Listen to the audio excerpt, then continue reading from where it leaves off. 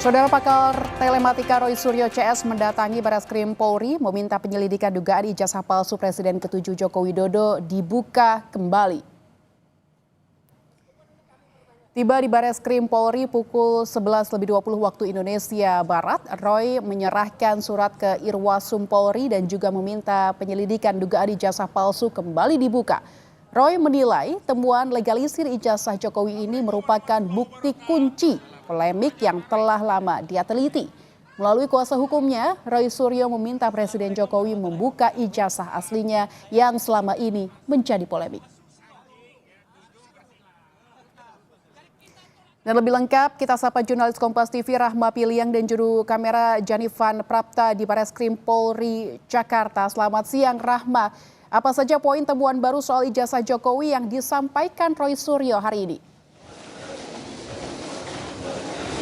Iya, Lintang dan juga saudara, di mana tadi kalau kita melihat ya diawali oleh tim Roy Suryo CS ini mengirimkan surat kepada Irwasum Polri untuk membuka kembali penyelidikan terkait dengan tudingan ijazah palsu yang sebelumnya ini sudah ada di Barreskrim.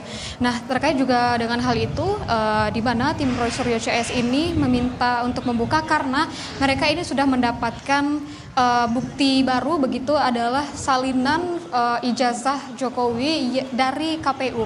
Inilah yang menurut dari tim Roy Suryo CS ini bisa menjadi hal untuk dibuka kembali begitu ya penyelidikan di Barreskrim Mabes Polri ini terkait dengan tudingan ijazah palsu Joko Widodo. Selain itu juga selain poin-poin yang terkait dengan membuka kembali penyidikan di Barreskrim Mabes Polri ini, juga dari tim Roy Suryo CS ini meminta untuk kasus pencemaran nama baik di Polda Metro Jaya ini dihentikan, mengingat kalau dia bilang begitu yang disampaikan baik dari Roy Suryo maupun dari tim kuasa hukumnya Ahmad Kozini menyebutkan kalau yang didapatkan ijazah dari maksud kami yang didapatkan oleh tim Roy Suryo CS itu salinan ijazah dari KPU ini mirip dengan apa yang diteliti oleh Roy Suryo CS. Inilah yang menjadikan selain juga meyakini dari tim Roy Suryo CS ini adalah ijazah milik Jokowi ini palsu begitu sesuai dengan apa yang mereka teliti.